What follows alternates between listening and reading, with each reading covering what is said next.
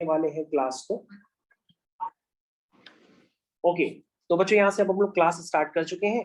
आप थोड़ा सा यहाँ पे ध्यान से देखिएगा। This is a notification from central board of secondary education. ये मेरा नोटिफिकेशन नहीं है, ये सीबीएसई का नोटिफिकेशन है। ये जितनी बातें हैं सब सीबीएसई की है।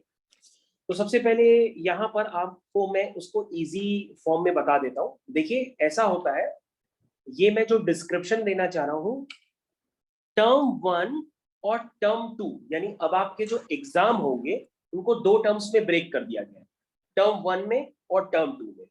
ध्यान से सुनिएगा हमारी बात। जो टर्म 1 का एग्जाम होगा उसकी ड्यूरेशन होगी नवंबर दिसंबर 2021। जो टर्म 1 का एग्जाम होगा उसकी ड्यूरेशन वो कब होगा, नवंबर से दिसंबर में के बीच में होगा। ठीक है, ये कितने टाइम का होगा, 90 मिनट्स का होगा। ये कितने टाइम का होगा, 90 मिनट्स का होगा। लेकिन ये जो क्वेश्चन पेपर होगा वो प्योरली एमसीक्यू होगा। MCQ, assertion reasoning type question, यानी होगा वो एमसीक्यू ही। असर्शन रीजन तो आप समझते ही होंगे, उसमें स्टेटमेंट्स दिए रहते हैं। स्टेटमेंट 1 दिया रहता है, स्टेटमेंट 2 दिया रहता है। आप असर्शन 1 पे तभी टिक करते हैं जब स्टेटमेंट 1 सही होता है, स्टेटमेंट 2 सही होता है, और स्टेटमेंट 2 स्टेटमेंट 1 का करेक्ट एक्सप्लेनेशन होता है, तो हम उसको असर्शन 1 कहते हैं। असर्शन 2 कब कहते हैं, जब स्टेटमेंट 1 सही हो, स्टेटमेंट 2 सही हो, लेकिन स्टेटमेंट 2 स्टेटमेंट 1 का करेक्ट एक्सप्लेनेशन ना हो, तब असर्शन 2 पे टिक करते हैं।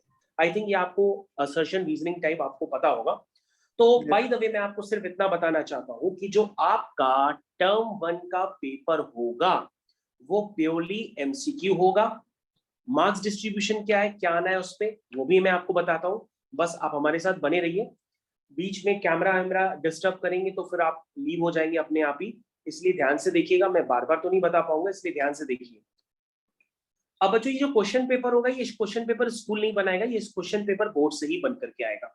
ठीक है, और ये क्वेश्चन पेपर ऑफलाइन कंडक्ट कराया जाएगा ऑफलाइन, यानी कि आपके स्कूल में ही कंडक्ट कराया जाएगा।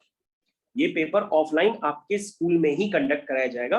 और जो भी कोविड-19 के प्रोटोकॉल्स होते हैं, सोशल डिस्टेंसिंग, ये सब वगैरह फॉलो करते हुए, ये सब तो आप जानते ही हैं। लेकिन आप मेन पॉइंट समझ लीजिए कि ये पेपर कोई स्कूल का टीचर नहीं बना रहा। ये पेपर सेंट्रलाइज पेपर होगा, जैसे सीबीएसई अपना पेपर देती है बिल्कुल वैसे ही बाहर से पेपर आएगा। और ये पेपर जो कंडक्ट होगा बिल्कुल वैसे ही होगा जैसे जेईई मेंस का पेपर होता है, बिटसेट का होता है, कॉमेट का होता है, नीट का होता है। कैसे होता है, जैसे ऑफलाइन पेपर होता है तो आपको एक वो दी जाती है ओएमआर शीट। उस ओएमआर शीट पे आप टिक करते हैं, पहले का ए होता है ए, दूसरे का बी बी, तो इस तरह से आप सबमिट करेंगे और वो पेपर जो है कंप्यूटर से चेक हो जाता है एमसीक्यू, और आपके मार्क्स आ जाएंगे। तो इसी तरीके से आप ऐसे समझ लो जेईई मेंस पैटर्न का ही पूरा क्वेश्चन पेपर होगा, और उसमें एमसीक्यू होंगे सारे, क्योंकि जेईई मेंस में भी सारे एमसीक्यू होते हैं। ओके, तो आई थिंक अब आपको समझ में आ गया होगा कि यहाँ पर टर्म 1 का पेपर जो आपको नवंबर दिसंबर में देना है वो 90 मिनट्स यानी कि 1.5 घंटे का है। ये बात क्लियर हो गई। अब हम लोग टर्म 2 पे देख लेते हैं और मार्क्स डिस्ट्रीब्यूशन जस्ट इसके बाद देखेंगे। बाकी ये नोटिफिकेशन मैंने ग्रुप में डाल दिया है, आप लोग के सभी के पास पहुंच गया होगा। नहीं पहुंचा है तो फिर बताना, दोबारा शेयर कर देंगे। Okay, at the end of second term the board will organise, यानी कि सेकेंड टर्म के लिए आप सेकेंड टर्म जो होगा उसके लिए ध्यान से देखिए। सेकेंड टर्म के लिए आपके पास जो टाइम होगा वो सेकेंड टर्म आपका मार्च अप्रैल में होगा। कब होगा, मार्च अप्रैल में। कितने टाइम का होगा, 2 घंटे, यानी कि 120 मिनट्स का होगा। ठीक है, उसमें क्या होगा, सब कुछ होगा। Long answer type question, short answer type question, जैसे पेपर होता है नॉर्मल वैसे होगा पूरा। 2 घंटे का टर्म। अब ऐसा अगर हो गया in case, by the way होगा नहीं, कि अगर मार्च अप्रैल में कोविड-19 के पैंडेमिक जो है ये और ज्यादा फैल गया, मतलब नंबर ऑफ केसेस बढ़ गए, इसका मतलब ये हुआ, तो ऐसे केसेस में फिर ये थ्योरी पेपर नहीं कराया जाएगा। फिर ये जो पूरा थ्योरी पेपर होगा ये आपका कन्वर्ट कर दिया जाएगा एज इट इज टर्म 1 की तरह, यानी कि इस पेपर को थ्योरी पेपर ना करा करके प्योरली एमसीक्यू में कन्वर्ट कर दिया जाएगा, जैसे कि टर्म 1 में है, और वो 90 मिनट्स का कर दिया जाएगा। लेकिन कब, जब कोविड-19 पैंडेमिक ज्यादा सीरियस मोड में होगा तब। लेकिन वैसा होना नहीं है, इसलिए आप मान के चलिए टर्म 2 आपका 2 आवर्स का ही होगा, वो पूरा थ्योरी पेपर होगा। तो ये हो गया टर्म 1 और टर्म 2 का डिस्क्रिप्शन। आई थिंक सभी लोगों को टाइम ड्यूरेशन पता पड़ गई, कब होना है ये भी पता पड़ गया। इसकी डेट अभी सीबीएसई ने क्लियर नहीं की है, वो भी क्लियर कर देगा। उसके बाद बच्चों आप देख सकते हैं आपके सिलेबस में क्या आना है, वो सिलेबस आप समझ लीजिए। तो बच्चों जो आपका सिलेबस है उसमें आ रहा है relation in functions. Relation functions में क्या क्या होता है, यानी कि रिलेशन होगा, फंक्शंस का मतलब इनवर्स ट्रिग्नोमेट्रिक फंक्शन भी होगा, अलजेब्रा, अलजेब्रा का मतलब मैट्रिसेस एंड डिटरमिनेंट्स होगा, कैलकुलस, कैलकुलस का मतलब आपकी जो फर्स्ट एनसीईआरटी बुक है वो वाली कैलकुलस, यानी कि उसमें continuity, differentiability, differentiation, increasing decreasing function, application of derivative, वो सब। यानी ओवरऑल आप मान के चलिए आपकी फर्स्ट बुक पूरी पूरी है और एनसीईआरटी की सेकंड बुक से लीनियर प्रोग्रामिंग है सिर्फ। ध्यान से सुनिए, कंफ्यूज मत होइएगा। जो आपका टर्म 1 में सिलेबस आपको पढ़ना है वो है relation function, algebra, calculus, linear programming. अगर आप इसको नहीं समझ पा रहे तो ऐसे समझ लीजिए कि एनसीईआरटी दो पार्ट में होती है, पार्ट 1, पार्ट 2। तो पार्ट 1 एनसीईआरटी आपके पास पूरी आएगी, ठीक है, लेकिन पार्ट 2 एनसीईआरटी से आपके पास लीनियर प्रोग्रामिंग। समझ गए आप? समझ गए ना? यानी कि आपके पास कैलकुलस में टर्म 1 में इंटीग्रेशन वगैरह इन्वॉल्व नहीं है। टर्म 1 में कैलकुलस में क्या इन्वॉल्व है? Differentiation, continuity, application of derivative, increasing decreasing function, tangent, normal, जो होता है एप्लीकेशन ऑफ डेरिवेटिव में, वो सब शामिल है। लेकिन इंटीग्रेशन कहां से चालू होती है? वो एनसीईआरटी की पार्ट 2 से चालू होती है।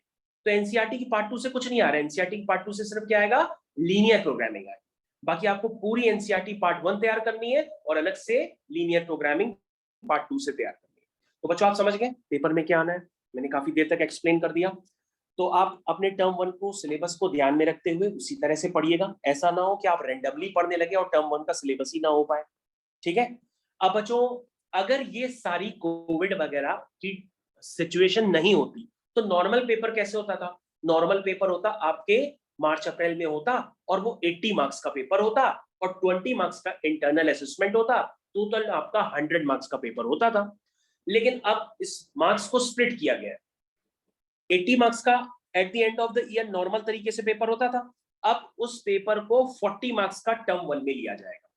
यानी टर्म 1 में आपका जो एमसीक्यू टाइप पेपर होगा वो 40 मार्क्स का होगा और उसमें 40 एमसीक्यू होंगे जिनका वेटेज 1 मार्क होगा। समझ गए आप?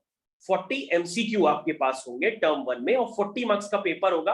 और जो आपका इंटरनल असेसमेंट ओवरऑल पूरे ईयर में 20 नंबर का होता था उसको भी ब्रेक कर दिया गया है, 10 नंबर का पहले में टर्म में और 10 नंबर का दूसरे टर्म में।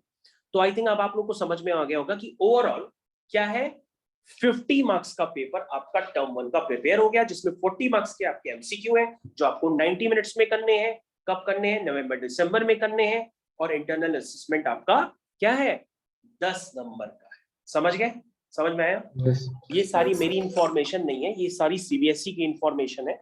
और अगर आप देखना चाहें तो नोटिफिकेशन देख भी सकते हैं, मैंने ग्रुप में डाल दिया है। लेकिन आप लोग अलग अलग मैसेज कर रहे थे इसलिए मैं सबको अलग अलग जवाब नहीं दे सकता, इसलिए मैं आपको एक साथ बता रहा हूँ। ओके बच्चों, अब आप रिड्यूस सिलेबस की तरफ आ सकते हैं। टर्म 1 में जो रिड्यूस सिलेबस है उसमें आपको क्या क्या पढ़ना है वो सारी चीजें यहाँ पे लिखी गई हैं। आप देख सकते हैं मैट्रिसेस में आप क्या पढ़ेंगे क्या नहीं पढ़ेंगे, वो सारी चीजें आपके पास लिखी है, डिटर्मिनेंट्स में लिखी है, कैलकुलस में लिखी है, क्या आपको पढ़ना है क्या नहीं पढ़ना है वो सारी बातें यहाँ पे लिखी हुई है। तो टर्म 1 का सिलेबस आप देख सकते हैं, लीनियर प्रोग्रामिंग तक पूरा बताया गया है। उसके बाद 10 नंबर का इंटरनल असेसमेंट। और बच्चों जो 10 नंबर का इंटरनल असेसमेंट है उसमें जो 5 नंबर होंगे ना, वो जो आपके स्कूल में पीरियोडिक टेस्ट होते हैं, जैसे यूनिट 1 जुलाई में हुआ होगा, तो वो पीरियोडिक टेस्ट से आपके 5 नंबर लिए जाएंगे, ऐसा उनका कहना है। तो 10 नंबर में इंटरनल असेसमेंट जो होगा पीरियोडिक टेस्ट का 5 नंबर का होगा, बाकी कुछ एक्टिविटी वगैरह होगी मैथ्स की, वो फाइल वगैरह आप बनाओगे, वो 5 नंबर का हो जाएगा। इस तरह से आपके 50 नंबर कंप्लीट हो गए। तो बच्चों अब हम लोग आते हैं टर्म 2 पे। टर्म 2 पे यानी कि जो टर्म 1 में आ चुका है वो टर्म 2 में नहीं आएगा। तो टर्म 2 कहां से चालू होगा? कैलकुलस से। और कैलकुलस कौन सी? जो एनसीईआरटी पार्ट 2 से। कहां से? इंटीग्रल से चालू होगा, ठीक है। इंटीग्रल्स होगा, डिफरेंशियल इक्वेशन होगी सेकंड बुक में, area under of the curve होगा, वेक्टर्स होंगे, 3D होगी, स्ट्रेट लाइन इन स्पेस होगी, वेक्टर अलजेब्रा, प्रोबेबिलिटी, जो है सब एनसीईआरटी का पार्ट 2 का होगा। पूरी एनसीईआरटी पार्ट 2 लीनियर प्रोग्रामिंग को छोड़ करके आपके पास पूरी एनसीईआरटी पार्ट 2 होगी। और उसमें क्या क्या आएगा? वेटेज क्या है? बिल्कुल वैसे ही है, 40 मार्क्स का पेपर होगा, थ्योरेटिकल पेपर होगा और उसमें 10 नंबर का इंटरनल असेसमेंट होगा। तो ओवरऑल ये 50 मार्क्स का ये भी पेपर बन जाएगा। किस तरह से आपको प्रिपरेशन करनी है, कितना रिड्यूस सिलेबस है, ये सारा सिलेबस आपकी स्क्रीन पे आपको नजर आ रहा है। आप इसको थोड़ी देर बाद क्लास खत्म होने के बाद आराम से देख सकते हैं।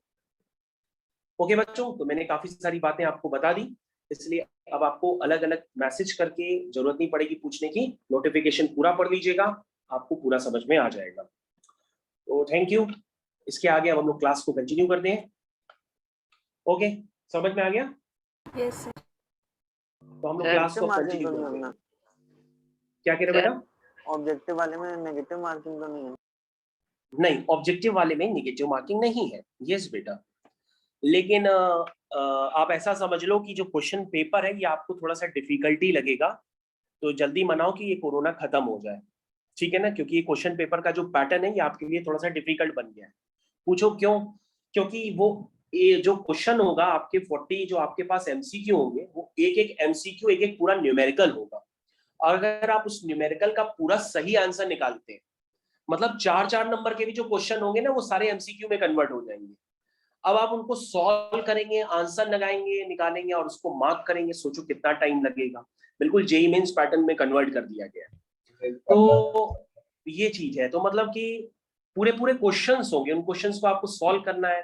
पहले क्या होता था? पहले तो ये होता था कि भैया 5 नंबर का अगर क्वेश्चन आया एरिया ऑफ बाउंडेड रीजन, तो हमने क्या किया, इंटीग्रेशन तक करके छोड़ दिया, डायग्राम सही बना दिया, ये कर दिया। अब क्या होता था कि हम आखिरी स्टेप में छोड़ देते थे, इंटीग्रेशन जिसको नहीं आता वहां तक स्टेप मार्किंग हो जाती थी।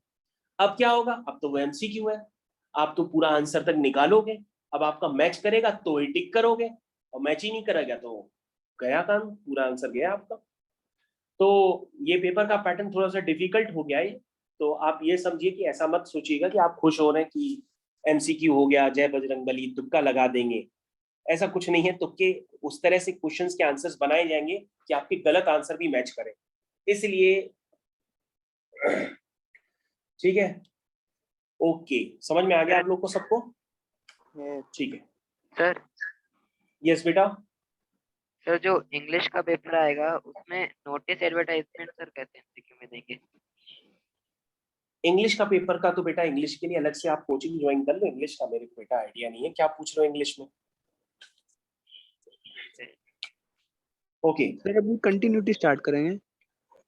अभी हम लोग बेटा सबसे पहले डिफरेंशिएशन करेंगे, और डिफरेंशिएशन अगर आपको अच्छी से आ जाती है तो फिर कंटिन्यूटी डिफरेंशिएबिलिटी जल्दी से हो जाती है। ओके, तो बच्चों आपके कंटिन्यूटी सर स्टार्ट करने वाले हैं अभी। हाँ, कंटिन्यूटी आपके सर स्टार्ट करेंगे ना? Yes sir. हाँ, तो ये डिफरेंशिएशन है, ये कंटिन्यूटी नहीं है, ठीक है? यस। तो कंटिन्यूटी समझ में आपको जल्दी, कंटिन्यूटी डिफरेंशिएबिलिटी एक टॉपिक होता है, वो आपको समझ में जल्दी जल्दी तभी आएगा जब आप इसको लगा लेंगे, ठीक है? तो लगाने की कोशिश करिए। स्टार्ट करते हैं हम लोग।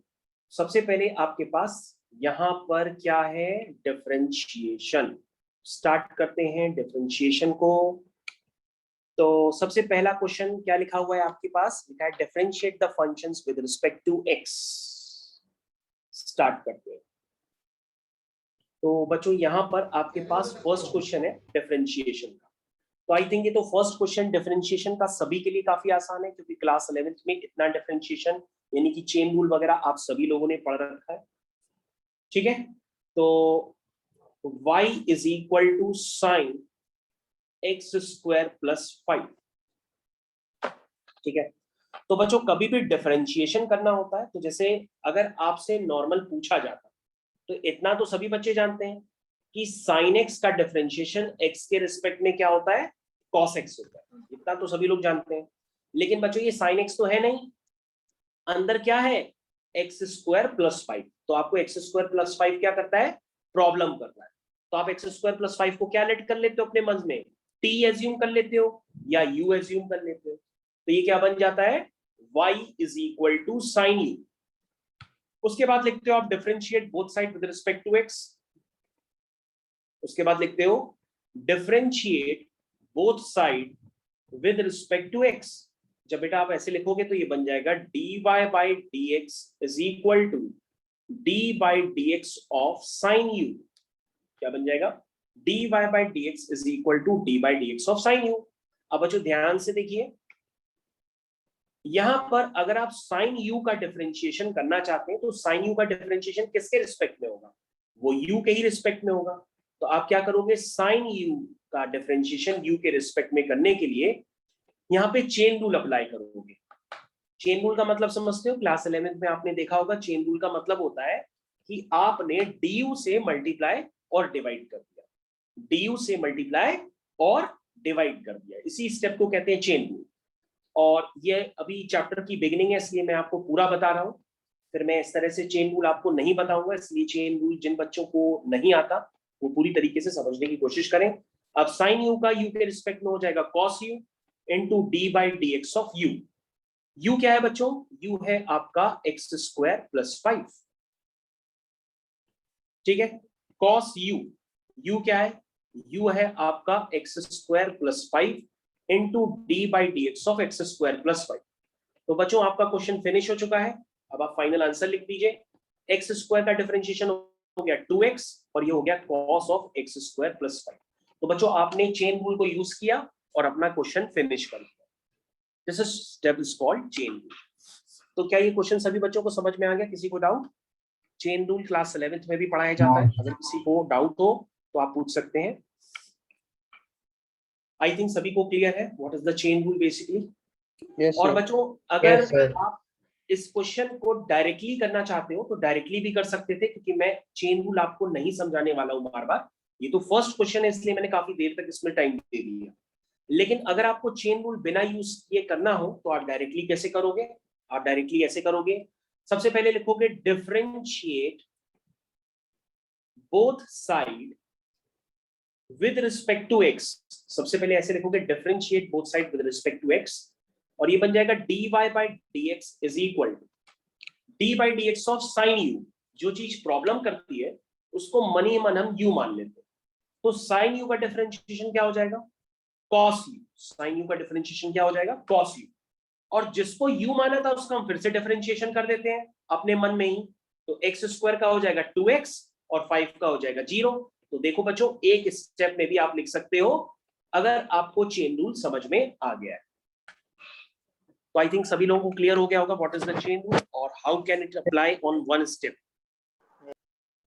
Yes. ठीक है, ओके गुड। तो बच्चों हम लोग नेक्स्ट क्वेश्चन की तरफ चलते हैं और क्वेश्चंस एक से एक करके करते चले जाते हैं। तो बच्चों नेक्स्ट क्वेश्चन के लिए हम लोग सबसे पहले क्या करते हैं, आपको एक रिवीजन करा देते हैं प्रोडक्ट रूल का। तो प्रोडक्ट रूल का रिवीजन करने के लिए हम यहाँ पे एनसीईआरटी का क्वेश्चन नंबर 6 ले लेते हैं। तो प्रोडक्ट रूल डिफरेंशिएशन का सभी बच्चों को याद होगा, नहीं याद है भूल गए हैं तो यहाँ पे इस क्वेश्चन की हेल्प से आप रिवाइज कर सकते हैं। बच्चों आपको सिखाया जाता है कि कभी भी y इज इक्वल टू दो फंक्शंस का प्रोडक्ट हो, यानी कि fx इंटू gx। तो दो फंक्शंस का प्रोडक्ट होता है तो उसको हम लिखते हैं dy by dx is equal to पहला function into d by d x of दूसरा फंक्शन प्लस दूसरा function into d by d x of पहला फंक्शन। ये बच्चों प्रोडक्ट रूल होता है, जिनको नहीं आता है वो इसको सीख लें, ठीक है। जिनको नहीं आता है वो उसको सीख लें। ओके, बाय द वे आप लोग समझ गए होंगे प्रोडक्ट रूल डिफरेंशिएशन में किस तरह से अप्लाई होता है। प्रोडक्ट रूल होता है, क्वेश्चन रूल होता है, तो इसको आपको अप्लाई करना पड़ेगा और अप्लाई करते ही आपको कुछ बातें यहाँ पे ध्यान देनी पड़ेगी। जरा ध्यान से देखिए, पहले मैं आपको डिफरेंशिएशन सिखा देता हूँ। डिफरेंशिएशन बच्चों अगर आपको cos x क्यूब का करना हो तो आप कैसे करोगे? कहोगे सर ये बहुत इजी है, आपने अभी ट्रिक बताई थी, हम लिखेंगे differentiate both side with respect to x। ध्यान दीजिएगा, अगर cos x होता तो आप माइनस साइन x लिख देते, लेकिन ये cos x नहीं है, cos x क्यूब है। तो x क्यूब क्या कर रहा है? प्रॉब्लम कर रहा है, तो x क्यूब को क्या मान लोगे? t मान लोगे। क्या मान लोगे? t। तो cos t का क्या होगा? cos t का होगा माइनस का साइन t, और जिसको t माना था उसका फिर से करेंगे, यानी x क्यूब का फिर से करेंगे तो x क्यूब का हो जाएगा 3x स्क्वायर। तो बच्चों जिनको अभी भी थोड़ी बहुत डिफरेंशिएशन में प्रॉब्लम है तो वो सीखिए, क्योंकि ये आपके टर्म 1 एग्जाम का डिस्कशन चल रहा है। और इसी के साथ ही अगर आप डिफरेंशिएशन नहीं सीख पाएंगे तो आपसे एप्लीकेशन ऑफ डेरिवेटिव भी नहीं हो पाएगा, टैंजेंट नॉर्मल भी नहीं हो पाएगा, इंक्रीजिंग डिक्रीजिंग फंक्शन भी नहीं होगा, क्योंकि हर जगह डिफरेंशिएशन इन्वॉल्व होगी। ओके बच्चों, अब आपको दूसरा डिफरेंशिएशन फिर से करना है, वो है आपका साइन स्क्वायर x की पावर 5। ये बच्चों आपको डिफरेंशिएट करना है। कैसे करेंगे? सबसे पहले बच्चों आप लिखेंगे y is equal to sine x की पावर 5 और इसको इस तरह से लिखिए। ध्यान से देखो बच्चों, क्योंकि जो साइन स्क्वायर एक्स होता है हम उसको साइन एक्स का होल स्क्वायर भी तो लिख सकते हैं ना। तो उसी तरीके से साइन एक्स की पावर 5 को हम क्या लिख सकते हैं, इस तरह से लिख सकते हैं, होल स्क्वायर। ये दोनों बातें एक है, किसी को कोई कंफ्यूजन इन दोनों बातों में? No sir. किसी को कोई कंफ्यूजन नहीं? I think it is clear for all of you, ये दोनों चीजें एक है। अब बच्चों उसको डिफरेंशिएट करना है both side with respect to x. तो सबसे पहले अगर ये एक्स स्क्वायर होता तो आप 2x लिख देते, लेकिन यहां पर क्या है, यहां लिखा है साइन एक्स की पावर 5। तो आप सबसे पहले क्या लिखेंगे, यू स्क्वायर का क्या लिखेंगे, 2u। ध्यान दीजिएगा बच्चों, यू स्क्वायर का क्या लिखेंगे, यू स्क्वायर का क्या लिखेंगे, क्या लिखेंगे, 2u। नहीं समझ में आया? यू स्क्वायर का 2u, और जिसको u माना था उसका फिर से करेंगे, किसको करेंगे, साइन एक्स की पावर 5 को। एनी कंफ्यूजन बोल देना, मैं स्पीड काफी धीरे रखा हूं, लेकिन तब भी ना आए तो भैया बताना, मैं दोबारा बता दूंगा। ओके बच्चों, फिर से आपको चेन रूल लगाना पड़ेगा। इधर देखो, ये साइन टी हो गया, साइन टी का क्या होगा, कॉस टी, और जिसको फिर से टी माना था उसका फिर से करेंगे, यानी हम x की पावर 5 का फिर से करेंगे। तो x की पावर 5 का होगा 5x की पावर 4। आई थिंक क्लियर। तो ये हो गया 5 2 जा 10, x की पावर 4 साइन x की पावर 5 कॉस x की पावर 5। आंसर आ गया, आंसर आ गया। Any confusion? मैंने dy by dx निकाल लिया है, कोई कंफ्यूजन? No sir. तो बेटा अगर आपको ये क्वेश्चन करना हो तो अब आप इस क्वेश्चन को करना स्टार्ट करिए, क्योंकि मैंने तो उसको इजी मोड में कन्वर्ट कर दिया। कैसे करोगे? कहोगे सर अब तो ये बहुत इजी हो चुका है, क्योंकि हमने सबको डिफरेंशिएशन आपने बता दिए। तो बच्चों उसको करना स्टार्ट कर लें। अब सबसे पहले हम क्या लिखेंगे, y इज इक्वल टू, अपने आप से भी कर सकते हो, तो इधर समझ में आ गया तो, अरे यार मेरे को ऊपर ले जाना पड़ेगा बार बार, क्या है ये, cos x3 और क्या था, साइन स्क्वायर x पावर 5। ये चलो डिफरेंशिएट करो बच्चों उसको। लिखोगे dy by dx is equal to पहला function into d by d x of दूसरा फंक्शन प्लस दूसरा function into d by d x of पहला फंक्शन। ठीक है, और ये सारी बातें मैं आपको बता चुका हूं, तो प्लेस करते जाओ। कहोगे यस सर, इसको प्लेस करते हैं।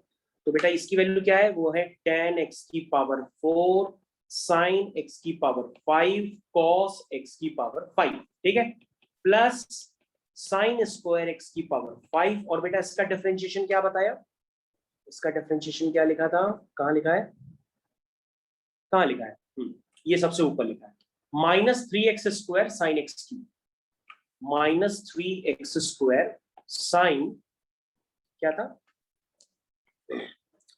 cos x क्यूब का है, हाँ, -3x square sine x cube, x cube. I think it is clear, क्या है ये, ओके हाँ, साइन x क्यूब। ठीक है, ओके, ये बच्चों मैंने लिख दिया, this is your complete answer. ठीक है, किसी को समझ में नहीं आया तो बता सकता है, मैंने कुछ भी नहीं किया, मैंने सिर्फ वैल्यू प्लेस कर दिया डिफरेंशिएशन की, क्योंकि ये डिफरेंशिएशन मैं आपको ऑलरेडी बता चुका हूं जस्ट। एनी प्रॉब्लम किसी को, बच्चों कोई problem? No sir. No sir. Okay बेटा, डिफरेंशिएशन सीखना काफी जरूरी है, नहीं सीखोगे तो इसके काफी सारे आपको नुकसान ज्यादा मिलेंगे, क्योंकि आपकी कैलकुलस जो है इसका वेटेज है 16 मार्क्स का, सीखना तो पड़ेगा ही। ठीक है, अनुष्का समझ में आ गया डिफरेंशिएशन? सर यस बताओ बेटा। सर आपने जब साइन एक्स को अलग से डिफरेंशिएट किया तो sine x to the power 5 sir, तो आपने उसमें साइन का भी डिफरेंशिएशन ले दिया, अंडर वैल्यू का नहीं, अंडर वैल्यू का भी लिया साथ में। हाँ बेटा, ये तो चेन रूल है ना, चेन के अंदर चेन रूल लग रहा है। अगर आपको चेन के अंदर चेन रूल नहीं लगाने आता है तो जस्ट वेट करो, अभी समझा देते हैं। आओ दूसरा क्वेश्चन ले लेते हैं, कोई बात नहीं। Yes. इधर आओ बच्चों, एक मिनट इधर जरा मेरे साथ चलो। ये 4th क्वेश्चन है। ऐसा थोड़ी नहीं होता कि चेन रूल एक ही बार में लगता है, चेन के अंदर चेन रूल दोबारा भी लग सकता है। ठीक है, इनको इम्प्लिसिट फंक्शंस कहते हैं, जब चेन के अंदर चेन रूल लगता है। तो बच्चों आप इसको करेंगे, कैसे करेंगे? कहोगे सर सबसे पहले हम इसको y लिखेंगे, ठीक है। चलो मैं आपके अकॉर्डिंग करता हूं, मैं छोटा बच्चा बन जाता हूं थोड़ी देर के लिए। देखो अगर डिफरेंशिएशन ऑफ sec x होता तो क्या होता? ये होता sec x tan x। बच्चों ये बेसिक बात पता होनी चाहिए, मतलब डिफरेंशिएशन के जो बिगिनिंग के फॉर्मूले हैं ये सभी बच्चों को पता होने चाहिए कि sec x का डिफरेंशिएशन क्या होता है? sec x tan x होता है। x की पावर n का क्या होता है? nx n-1 होता है। ये तो पता ही है ना? ये नहीं पता है तो बता दो, मैं फॉर्मूले भी सिखाऊं, क्योंकि ये क्लास 11th में थे। सर पता है। ओके, अब तो बच्चों क्वेश्चन खत्म हो गया। इधर देखो ये हो गया सेक के अंदर कोई चीज प्रॉब्लम कर रही है, तो उसको आपने अपने मन में क्या मान लिया? यू मान लिया। तो सेक यू का डिफरेंशिएशन क्या होगा? सेक यू का डिफरेंशिएशन होगा sec u into tan u. Yes बेटा yes, sec u into tan u into differentiation of, जिसको यू माना है उसका फिर से लिखे देंगे, यानी differentiation of tan root x। अब वो बच्चा ध्यान से देखिए जो समझ नहीं पा रहा था कि चेन के अंदर चेन रूल कैसे लग रहा है। तो बेटा यहाँ पे ध्यान से देखो, क्या आप tan रूट x का कोई स्टैंडर्ड जानते हैं? कहोगे नहीं जानते, लेकिन आप ये जानते हैं कि tan x का डिफरेंशिएशन क्या होता है? tan x का डिफरेंशिएशन होता है sec स्क्वायर x। क्या होता है? sec square x। तो लेकिन वो tan x का होता है, tan रूट x का थोड़ा ना होता। तो रूट x को फिर से क्या मानोगे? u। तो tan u का क्या हो जाएगा? tan u का हो जाएगा sec स्क्वायर u। और जिसको u माना था, किसको माना था? रूट x को, उसका फिर से करेंगे, और रूट x का डिफरेंशिएशन होगा 1/2 रूट x। फिनिश। किसको नहीं समझ में आया? एनीवन? कोई बच्चा जिसको डिफरेंशिएशन नहीं समझ में आ रहा हो फिर से?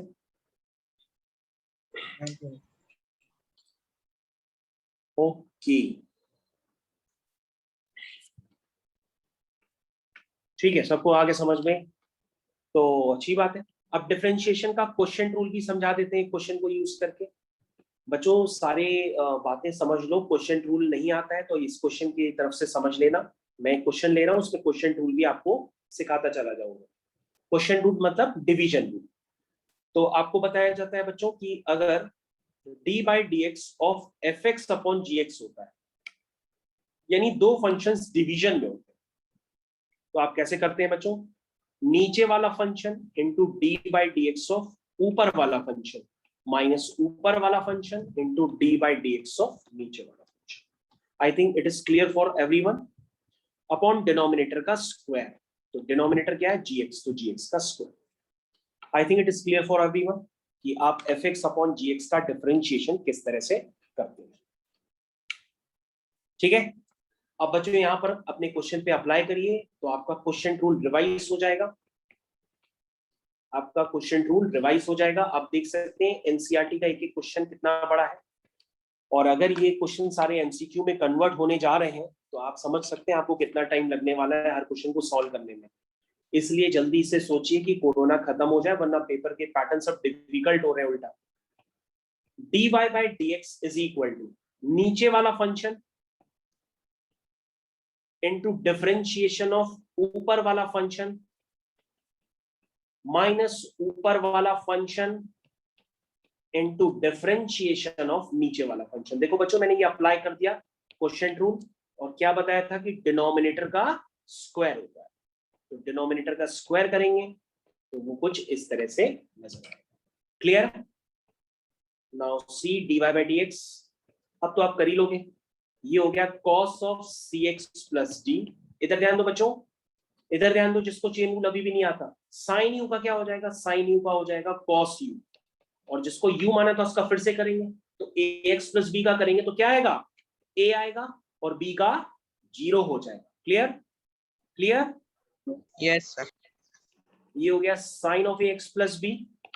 cos थीटा, cos u का क्या होगा? cos u का माइनस साइन u होगा, माइनस माइनस प्लस हो जाएगा, और cx प्लस d का हम करेंगे तो c आएगा।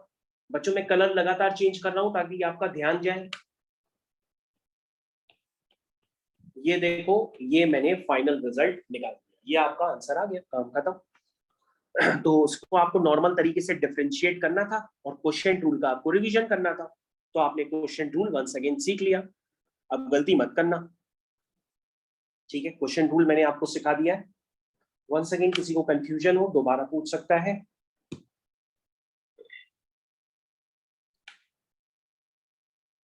ओके, आई थिंक क्लियर क्लियर क्लियर। पता नहीं तुम लोगों को क्लियर हो रहा कि नहीं, एक दो बच्चों से पूछ लो क्या। सर क्या कह हो रहे रहा। हो? ठीक है, ओके। सर फोर्थ वाला बता दीजिए। फोर्थ वाला तो करा चुके ना अभी। सर एक बार फिर से बता दीजिए। फोर्थ वाला फिर से बता दें, एक बार करके चेक करना बेटा, इसकी रिकॉर्डिंग भी हो रही है, रिकॉर्डेड वीडियो से देखना, हो जाएगा। एक बार फुर्सत देखना, अगर ना आए तो हमसे अगले टर्न पे दोबारा पूछना, हम दोबारा बताएंगे। एक बार खुद से ट्राई करना, ओके सर। क्योंकि हम फोर्थ नहीं करा रहे, फोर्थ से मिलता जुलता हम दोबारा करा रहे हैं। ये देखो, ये दोबारा, इसको समझ लो। मैं वैरायटी इसमें खूब है, आप उसको ना समझ पाओ तो दूसरा समझो। रूट एक्स को देख के डर लगता है तो रूट को ऐसे लिख लिया करो, रूट को देख के ऐसे लग रहा है डर तो ऐसे लिख लो, इसको डिफरेंशिएट करना है। मैंने स्क्रीन भी काफी बड़ी कर रखी है, पता नहीं तुम लोग समझने की कोशिश करो भाई, इधर करो। हाँ, ये बताओ ये क्या है, u, u की पावर हाफ, यानी रूट u का डिफरेंशिएशन क्या होगा, 1/2 root u। Yes, root x का डिफरेंशिएशन होता है 1/2 रूट x। Yes exactly. और अगर आप स्टेप ज्यादा चाहते हो तो आप लिख लीजिए कि जिसको आपने u माना था उसको आप फिर से डिफरेंशिएट करें, ठीक है। अगर किसी को मेरे स्टेप्स में प्रॉब्लम है तो मैं स्टेप्स बढ़ा दे रहा हूं, उससे आपको शायद क्लियर हो जाए हो। अब बच्चों यहाँ जरा नॉर्मल तरीके से बताइए कि d/dx ऑफ cot x क्या होता है। d/dx of cot minus x cosec square minus cosec square x। Very good. तो बच्चों फिर यहाँ पे आप कर लो, cot u का डिफरेंशिएशन हो जाएगा minus of cosec square u, और जिसको u माना था उसका फिर से करेंगे, यानी एक्स स्क्वायर का करेंगे तो वो 2x हो जाएगा। आंसर आ गया, फिनिश। अब इसी तरीके से आप दूसरे वाला भी जो आप हमसे पूछ रहे हो दोबारा वो करके चेक करो। बस ये चेक करना कि आपको फॉर्मूले पता हो, फॉर्मूले नहीं पता होंगे तो आप नहीं कर पाओगे। जो बेसिक फॉर्मूले हैं वो आप किसी भी बुक से उठा करके पढ़ सकते हैं, यही बेसिक फॉर्मूले आपको फिजिक्स में भी बताए गए हैं। मतलब फिजिक्स में भी यार इतने तो होता ही है कि ये फॉर्मूले सभी बच्चों को लिखवा दिए जाते हैं ताकि आप डिफरेंशिएशन कर पाओ। फिजिक्स में गॉस थ्योरम होती है, वहां पे ये डिफरेंशिएशन इंटीग्रेशन जो भी है इन्वॉल्व होता है, वहां भी फॉर्मूले आते हैं। ओके ओके, आई थिंक क्लियर। तो बच्चों यहाँ पर हम लोग ने क्वेश्चन नंबर 8 तक तो कंप्लीट कर लिया, तो सभी बच्चों के पास ये क्वेश्चन नंबर, अगर आप 8 तक ध्यान से देखें तो आपको अपने घर पे क्वेश्चन नंबर 8 तक कंप्लीट करना होगा, ठीक है। क्वेश्चन नंबर 8 तक सभी बच्चों को कंप्लीट करना है, ये मैं आपको शेयर भी कर दूंगा। और क्वेश्चन नंबर 9 और 10 नहीं करना है, क्योंकि वो कंटिन्यूटी डिफरेंशिएबिलिटी है, तो वो जब पढ़ाई जाएगी तो आप बिल्कुल करिएगा, ठीक। तो क्वेश्चन नंबर 8 तक आप कर सकते हैं। हम लोग यहाँ से आगे बढ़ते हैं नेक्स्ट एक्सरसाइज की तरफ। Next exercise on your screen, this is exercise 5.3। और बच्चों 5.1 अगेन कंटिन्यूटी डिफरेंशिएबिलिटी की है, तो वो आपके सर कराएंगे, तब कर लीजिएगा। और ना समझ में आए तो कोई क्वेश्चन हमसे पूछ लीजिएगा, हम बता देंगे। ओके, तो 5.3 एक्सरसाइज सब बच्चे अपनी कॉपी में हेडिंग डालेंगे, एनसीईआरटी पार्ट 1 क्लास 12 एक्सरसाइज 5.3। और इसको हम लोग करना स्टार्ट कर सकते हैं। स्टार्टिंग में लिखा हुआ है find dy by dx in the following. Her question में आपको dy by dx निकालना है। तो बच्चों स्टार्ट करें, स्टार्ट करते हैं क्वेश्चन नंबर 3 के साथ। Question number 3 on your screen. Sir तो यस बेटा बोलिए। सर जब हम लोग स्कूल एग्जाम्स या बोर्ड एग्जाम्स में लिखने जाएंगे तो हम लोग को मतलब चेन रूल बार बार लगा के दिखाना पड़ेगा या फिर डायरेक्ट? नो, चेन रूल लगा के नहीं दिखाना है, चेन रूल लगा के नहीं दिखाना है, चेन रूल लगा के नहीं दिखाएंगे, आपको डायरेक्ट करना है। बच्चों मैंने नोटिफिकेशन डाल दिया, ये एक्सरसाइज 5.3 है, कंफ्यूज मत होइएगा। उसका क्वेश्चन नंबर 3 है। ओके बच्चों, यहां से आपको dy by dx निकालना है, स्टार्ट करिए। आप कहोगे सर यहाँ से dy by dx निकालने के लिए हम क्या करें? हमने कहा डिफरेंशिएट करो both side with respect to x। कर सकते हो, करो। कैसे करोगे? कहोगे सर इसको लिखते हैं dy by dx of ax plus b y square is equal to d by d x of cos y. It is clear. उसके बाद आप लिख सकते हैं d by d x of a x plus d by d x of b y square is equal to d by d x of cos y. I think clear for everyone. अब बच्चों x का differentiation x के respect में क्या होगा? 1 होगा। ठीक है, b कांस्टेंट है, बाहर कर देंगे। कोई बच्चा बता सकता है क्लास में कि y स्क्वायर का डिफरेंशिएशन x के रिस्पेक्ट में क्या होगा? 2y ओके, जरा ध्यान से सुनिएगा मेरी बात एक मिनट। बच्चों मैं आपसे ये पूछ रहा हूं कि y स्क्वायर का डिफरेंशिएशन x के रिस्पेक्ट में क्या होगा? सिर्फ एक ही बच्चे क्या ऐसे स्टेप में किसी को प्रॉब्लम है कि मैं समझा दूं? किसी को अच्छा बता दें। जस्ट वेट वेट वेट, क्योंकि मेरे को ऐसी आवाज आई कि कुछ बच्चे अलग भी बता रहे हैं। तो जस्ट वेट बच्चों, ये आपके सामने मैंने रफ वर्किंग तैयार कर ली है, आप आराम से चेक कर लीजिए। बच्चों अगर आपको y स्क्वायर का डिफरेंशिएशन करना है x के रिस्पेक्ट में तो वो 2y डिवाइड बाय dx होगा। लेकिन आप कह रहे हो कि सर ये सिर्फ 2y क्यों नहीं हो? आपके मन में ये आ रहा होगा। अगर बच्चों आप x स्क्वायर का x के रिस्पेक्ट में डिफरेंशिएशन करते तो 2x होता, y स्क्वायर का y के रिस्पेक्ट में डिफरेंशिएशन करते तो सिर्फ 2y होता।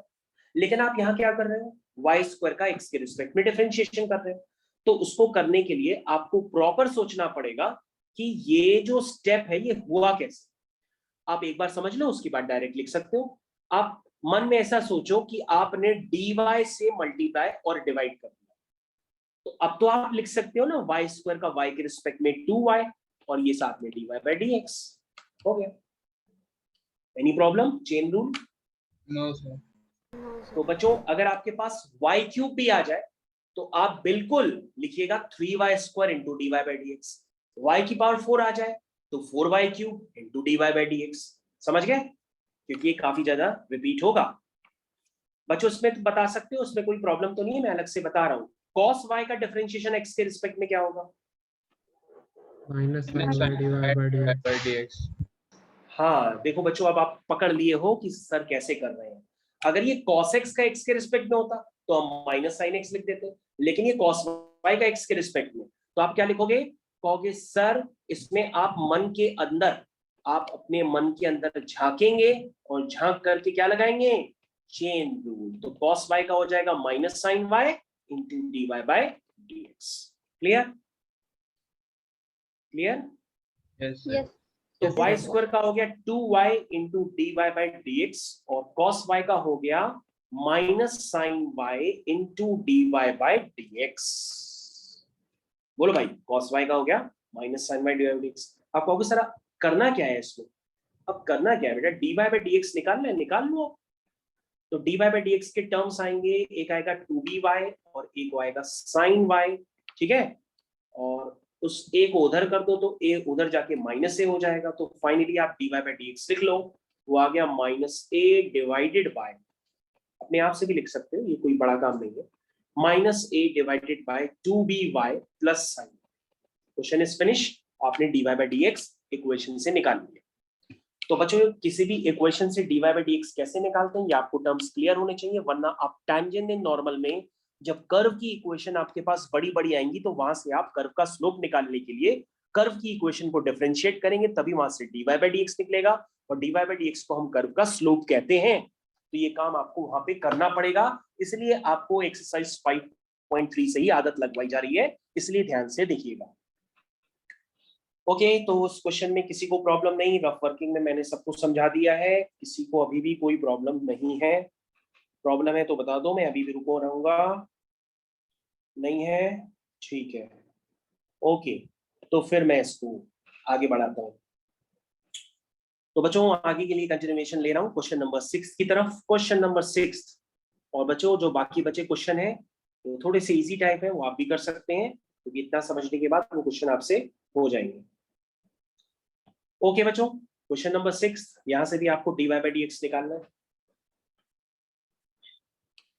तो निकालना स्टार्ट करिए बच्चों।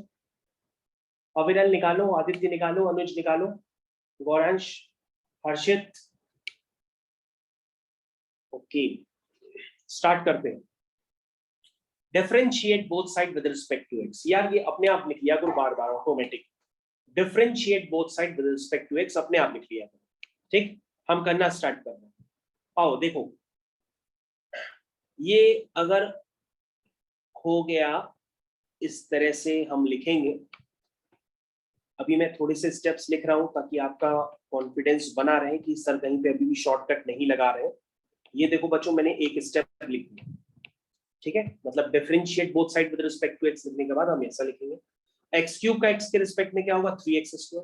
अब बच्चों यहां पर ध्यान देना होगा, ये x² अलग है, y अलग, ये प्रोडक्ट ऑफ फंक्शन, ये x अलग है, y² है, ये भी प्रोडक्ट ऑफ फंक्शन है। तो प्रोडक्ट ऑफ फंक्शन का डिफरेंशिएशन कैसे करेंगे? पहले लिखेंगे x² dy by dx of y plus y dy by dx of x²। Clear? फिर x लिखेंगे dy by dx of y² लिखेंगे, फिर y² लिखेंगे dy by dx of x लिखेंगे, प्लस y क्यूब का क्या लिखेंगे? y क्यूब का तो अभी करते हैं अगले स्टेप में, इसको एज इट इज लिख दो, ठीक है। और ये हो गया dy by dx of 81। तो बच्चों अब हम फाइनल स्टेप लिखने जा रहे हैं। 3x² x², ये हो गया आपका dy by dx, ये बच्चों हो गया y, x² का हो गया 2x, ये हो गया x, y² का हो गया 2y into dy by dx। I think it is clear for everyone. x का x के रिस्पेक्ट में 1 हो गया और y क्यूब का हो गया 3y² into dy by dx और 81 का हो गया 0। तो बच्चों dy by dx के टर्म्स आप कलेक्ट करिए, तो क्या हो गया? ये हो गया x² plus 2xy plus 3y², ठीक है। x² plus 2xy plus 3y², ठीक है, plus 3x² plus 2xy plus y² equal to 0। तो बच्चों यहां से dy by dx आप निकाल लीजिए, आपका आंसर आ गया। Minus times 3x² plus 2xy plus y² whole divided by क्या निकला? x² plus 2xy plus 3y²। तो बच्चों आपका आंसर निकल के आ गया। Any doubt? डाउट? ओके, किसी को डाउट हो तो पूछ सकते हो। ओके जसलीन, तुमको समझ में आ गया? Jasleen? Yes sir. Ipshita? Yes sir. Okay, इसका मतलब तुम लोग क्लास पे हो। निकिता, तुमको समझ में आ गया? निकिता कुशवाहा? यस। ओके, तो ठीक है बच्चों, अच्छी बात है, समझ में आ गया, आपने कर लिया। क्यों? आगे कंटिन्यू करते हैं नेक्स्ट क्वेश्चंस की तरफ। तो बच्चों नेक्स्ट क्वेश्चन आपकी स्क्रीन पे आ रहा है। This is your question number 10। Question number 10, question number 10 तो बच्चों आपकी स्क्रीन पे आ गया है। तो जो बच्चे ML अग्रवाल खोलना चाहते हैं वो ML अग्रवाल भी ISC बोर्ड्स की ओपन कर सकते हैं, उसमें भी यही सेम क्वेश्चन है। You can also open the ML Agarwal, उसमें भी यही सारे सेम क्वेश्चन है डिफरेंशिएशन के। क्या कह रहे हो बच्चा? x की कंडीशन नो, आपको यहाँ पर जितने भी फंक्शंस है वो सारे डिफाइंड फंक्शंस है। यहाँ पे जो x की कंडीशन होती है वो सारे डिफाइंड फंक्शंस है, इसीलिए यहाँ पर स्पेशली बोर्ड के क्वेश्चंस में जितने भी क्वेश्चंस आते हैं वो सारे डिफाइंड होते हैं अपनी डोमेन में। आपको x की कोई भी यहाँ पे रिस्ट्रिक्शंस वगैरह चेक अलग से नहीं करनी होगी। ओके, तो बच्चों यहाँ पर अब आप ये मत कहना कि सर हम इसको चेन रूल लगा के डिफरेंशिएशन कर देते हैं, क्योंकि सर यहाँ पर 1+x² आ जाएगा। तो आप ये मत कहिएगा कि tan इनवर्स x का डिफरेंशिएशन 1/1+x², इसको यूज करके हम चेन रूल लगा के करेंगे। ऐसा नहीं करना है, ठीक है ना, ऐसा नहीं करना है। मैंने आपको ये बताया था ऑलरेडी, क्वेश्चन ये सिंप्लीफाई करके था और आपको सिंप्लीफाई करना था आपको इनवर्स ट्रिग्नोमेट्रिक फंक्शन में, और मैंने आपको सिंप्लीफाई करके बताया था। मैंने कैसे सिंप्लीफाई किया था? मैंने कहा था इसको पहले सिंप्लीफाई करने के लिए हम x की जगह tan थीटा पुट कर देते हैं, that means theta is equal to tan inverse x। याद आया कुछ? tan 3 थीटा का formula 3 tan theta minus tan cube theta इस पे चेन रूल मत लगाइएगा, काफी बड़ा हो जाएगा क्वेश्चन, फैल जाएगा पूरा क्वेश्चन ये। Okay, 3 tan theta minus 10 cube theta upon 1 minus 3 tan square theta. याद करिए जब आप इनवर्स की क्लास ले रहे थे तो मैंने उसी समय बताया था कि ऐसा डिफरेंशिएशन में सारे क्वेश्चन ये कन्वर्ट हो जाएंगे इनवर्स के। तो ये देखो इनवर्स के सारे क्वेश्चन डिफरेंशिएशन में कन्वर्ट हो चुके हैं। तो tan इनवर्स 10 3 थीटा, तो आप इसको लिखेंगे y is equal to 3 theta, और थीटा की वैल्यू क्या है? थीटा की वैल्यू है tan इनवर्स x, और लिखेंगे differentiate both side with respect to x, तो आपके पास आएगा 3/1 प्लस एक्स स्क्वायर। तो क्वेश्चन आपका फिनिश हो चुका है, आप ध्यान से देख सकते हैं। चेन रूल नहीं लगेगा, अगर आपने चेन रूल लगाया तो आप 3/1 प्लस एक्स स्क्वायर निकाल नहीं पाएंगे, आपको उतना टाइम लगेगा कि आपको बीच में छोड़ना पड़ेगा, एमसीक्यू का आंसर मैच नहीं कर पाएगा आपका। तो बच्चों आप समझ सकते हैं ये जो आप क्वेश्चन एनसीईआरटी के कर रहे हैं ये सारे एमसीक्यू में कन्वर्ट होते चले जाएंगे आप। तो आगे कंटिन्यूएशन में लेते हैं दूसरे क्वेश्चंस की तरफ। क्वेश्चन नंबर स्किप करते हैं, एक 12th भी कर लेते हैं। कंडीशंस यहाँ पे जो भी हैं वो अपनी डोमेन में ही होती है, सारे फंक्शन डिफाइंड है, तो आपको वो अलग से चेक करने के लिए नहीं जरूरत होती, स्पेशली इन बोर्ड्स। सर एक मिनट पिछला पेज दिखा दीजिए। अभी दिखाते हैं, जस्ट वेट। ये लो देख लो। Yes sir. ओके मिश्का,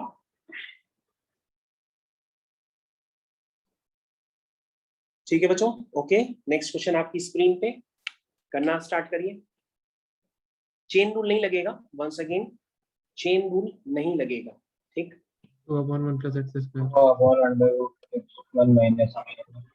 अभी चेक करते हैं, कई बच्चों ने आंसर बताया है, वो बिल्कुल चेक करेंगे। कहोगे बच्चों की सर इसको ऐसा करते हैं, करने के लिए साइन इनवर्स के अंदर x की जगह हम cos थीटा पहले पुट करते हैं, क्योंकि सर साइन थीटा का तो ऐसा कोई फॉर्मूला होता ही नहीं है।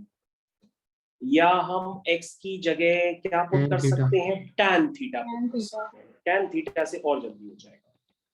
तो 1 minus tan square theta upon 1 plus tan square theta. तो बच्चों आपके यहाँ पे बारिश हो रही है? Yes yes sir. Okay good. तो बच्चों ये फॉर्मूला हो गया cos 2 थीटा का। किसका हो गया? cos 2 theta. अब तुम कहोगे सर ये साइन इनवर्स से साइन कैंसिल कैसे हो? तो हम कहेंगे जो cos 2 थीटा है उसको लिख दो sin 90 minus theta, cos theta को लिख दो sin 90 माइनस थीटा। तो साइन इनवर्स से साइन चला गया, ये आ गया π/2 माइनस 2 थीटा। और थीटा की वैल्यू आप सभी लोग जानते हैं बचपन से, क्या है थीटा की वैल्यू? tan inverse x। बचपन से मतलब इसी क्वेश्चन में स्टार्टिंग से, कभी कभी हम स्टार्टिंग से बचपन बोल देते हैं। ओके तो ये हो गया बच्चों आपका फंक्शन पूरा क्लियर कट, अब आपको नजर आ गया। अब आप इसको डिफरेंशिएट कर दीजिए, आपका आंसर आपके सामने आ गया। तो π/2 का 0 हो गया और tan इनवर्स x का हो गया 1/1 plus x square. Question is finish. Okay question finish. अब तो मौसम अच्छा है, अब तो आप लोग आराम से पढ़ सकते हैं, पहले गर्मी हो सकता है लग रही हो।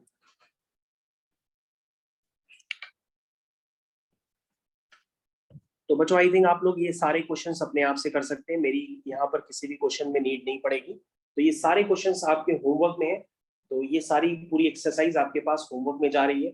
अब आप इसको घर पे करेंगे आराम से। हम लोग चलते हैं नेक्स्ट एक्सरसाइज की तरफ।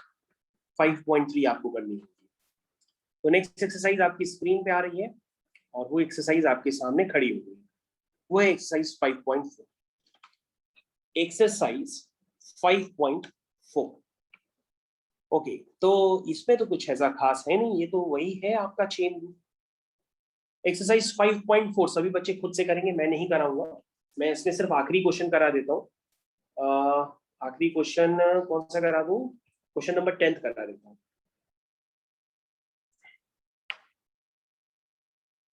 क्वेश्चन नंबर 10 सभी बच्चे इस क्वेश्चन को अपने आप से कर लें, क्योंकि चेन रूल में तो आप माहिर हो गए। सर एक ये हो सेकंड जाएगा ऊपर कर y। दीजिए। यस बेटा, सर 1 मिनट ऊपर कर दीजिए। ऊपर कर दिया, ये लो बेटा कर दिया, यस ठीक है। Okay yes sir. तो y is equal to cos, बच्चों इस log x को आप ln x लिखिएगा। मैंने आपको बताया था कि डिफरेंशिएशन और इंटीग्रेशन में एनसीईआरटी में या आर डी शर्मा में कहीं भी log x लिखा हो तो आप उसको ln x ही मानिएगा। और ये डिफाइंड है ऑलरेडी, तो आपको x ग्रेटर देन 0 वगैरह से लेना देना नहीं होता है। जितने भी क्वेश्चंस होंगे ये सारे डिफाइंड होंगे, तो आप ये x ग्रेटर देन 0 से कोई आपको कंफ्यूज होने की जरूरत नहीं है, क्योंकि जो है ना ये x किसके पास है, ln के पास है, तो वो तो ग्रेटर देन 0 होना ही चाहिए। तो मैंने उसको हटा दिया, उस कंडीशन से कोई लेना देना नहीं है। सर तो बोर्ड वोर्ड होगा उसमें लॉग ही लिखेंगे ना, लोन तो नहीं लिखना है? मैं आपको बता रहा हूं कि डिफरेंशिएशन इंटीग्रेशन में बोर्ड्स में जो लॉग होगा वो ln x ही मान के आपको चलना है, ठीक है। नहीं तो मानेंगे लेकिन लिखेंगे लॉग ही ना सर। लॉग लिखेंगे तो उसका बेस आप e लिखिएगा, ठीक है, लाइक दैट। ओके। ये लॉग जो है ये बेस e के साथ है, लेकिन ये लोग सब अंडरस्टूड मान के चलते हैं, तो यहाँ लगाते नहीं है, लेकिन आप लगा दीजिएगा। और बाय द वे आपको लगाना क्या है, ये पेपर एमसीक्यू में जा रहा है, तो आपके पास तो आंसर होंगे। ओके, तो dy by dx is equal to, बताइए भाई, cos u का हो जाएगा माइनस का साइन u, और जिसको u माना था उसका फिर से कर लो, एक ही स्टेप में कर देते हैं क्वेश्चन खत्म। ln x का 1/x, e की पावर x का e की पावर x। कितना इजी क्वेश्चन। क्या हो गया बेटा? अच्छा कोई बात नहीं, ऐसा तो इससे इजी क्वेश्चन तो हमें लगता ही नहीं कहीं मिलेगा। तो इस एक्सरसाइज को स्किप करते हैं, अगले क्वेश्चन पे आ जाते हैं, मतलब अगली एक्सरसाइज पे। अगली एक्सरसाइज है 5.5। स्टार्ट करते हैं उसमें किसी क्वेश्चन से, और क्वेश्चन ले लेते हैं क्वेश्चन नंबर 3। ध्यान से देखिएगा थोड़ा, अब यहाँ पे थोड़ा सा हटे हुए कंसेप्ट सब अब चालू होंगे, थोड़ा सा ध्यान से देखना, ओवर कॉन्फिडेंस में मत आ जाना कि सब इजी इजी, ऐसा नहीं है। तो बच्चों अगला क्वेश्चन आपकी स्क्रीन पे आ रहा है, वो क्वेश्चन मैंने कॉपी कर दिया, क्वेश्चन नंबर 3। एक्सरसाइज आप खुद से डाल लीजिएगा। बच्चों आप यहाँ पे ध्यान से लिखना होगा।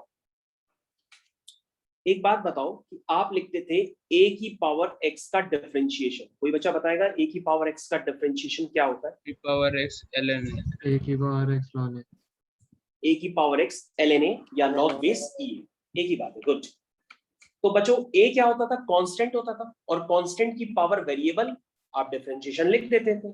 मतलब ये अगर ये 100 की पावर x भी होता था तो आप लिखते थे 100 की पावर x इंटू ln 100, आप ऐसे लिख देते थे, ठीक है।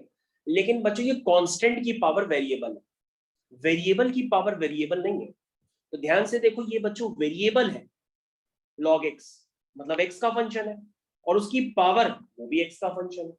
तो बच्चों जब आपके पास क्वेश्चन वेरिएबल की पावर वेरिएबल आने लगे तो आप उस क्वेश्चन में क्या करेंगे, उसको जैसा करते हैं आप पहले y मान लेंगे, और आपको लिखना पड़ेगा टेकिंग log बोथ साइड्स। क्या लेना पड़ेगा? टेकिंग log या ln बोथ साइड्स। आप क्वेश्चन की शुरुआत यहां से करेंगे, और आपने जस्ट अभी थोड़ी देर पहले देखा था, मैंने आपका सिलेबस आपके सामने रोटेट किया था, तो वहां पे लिखा था लॉगरिथमिक डिफरेंशिएशन। यही है लॉगरिथमिक डिफरेंशिएशन। कहां इन्वॉल्व होता है? जहां पर वेरिएबल की पावर वेरिएबल आपको नजर आएगी, जैसे x की पावर x, log x की power cos x, sin x की पावर cos x। समझ रहे हैं? अभी बात खत्म नहीं हुई है, ये तो इजी वाला क्वेश्चन है, ध्यान दीजिए पहले। तो बच्चों यहां पर क्या लिखा आपने? क्वेश्चन का आंसर चालू किया, आपने लिखा y is equal to log x की पावर cos x, ठीक है, लिखा। अब आपने क्या किया? आपने दोनों तरफ log लिया, log का मतलब ln होता है, तो हम लोग की आदत है ln लिखने की, क्योंकि log से थोड़ा सा अजीब हो जाता है। तो ln ऑफ, देखो मैंने दोनों तरफ ln ले लिया है, किसी को कोई प्रॉब्लम हो तो बता दो, मैंने दोनों तरफ ln ले लिया है। और अब हम यहाँ पे ln की प्रॉपर्टी लगा रहे हैं, मतलब जो पावर होती है log m की पावर n, जो पावर होती है वो नीचे की तरफ उतर आएगी, यानी cos x जो होगा वो नीचे उतर आएगा, और ये बन जाएगा ln ऑफ ln x, ठीक है। अब लिखेंगे differentiate both side with respect to x। लिखिए, कॉपी में लिखिए, हम नहीं लिखेंगे, differentiate both side with respect to x। लिखा? तो ये बन जाएगा d by d x of ln y is equal to d by d x of cos x into ln of ln x। अब आपको क्या नजर आएगा? कहोगे सर इसमें तो प्रोडक्ट ऑफ फंक्शन है। क्या है? Product of function. कैसे करेंगे? कहोगे सर ln y का x के रिस्पेक्ट में डिफरेंशिएशन बताएं। बताओ कौन बता रहा है? ln y का होगा 1 अपॉन y। यस। अब बच्चों यहाँ पे क्या लगेगा? प्रोडक्ट रूल लगेगा। कैसे लगेंगे?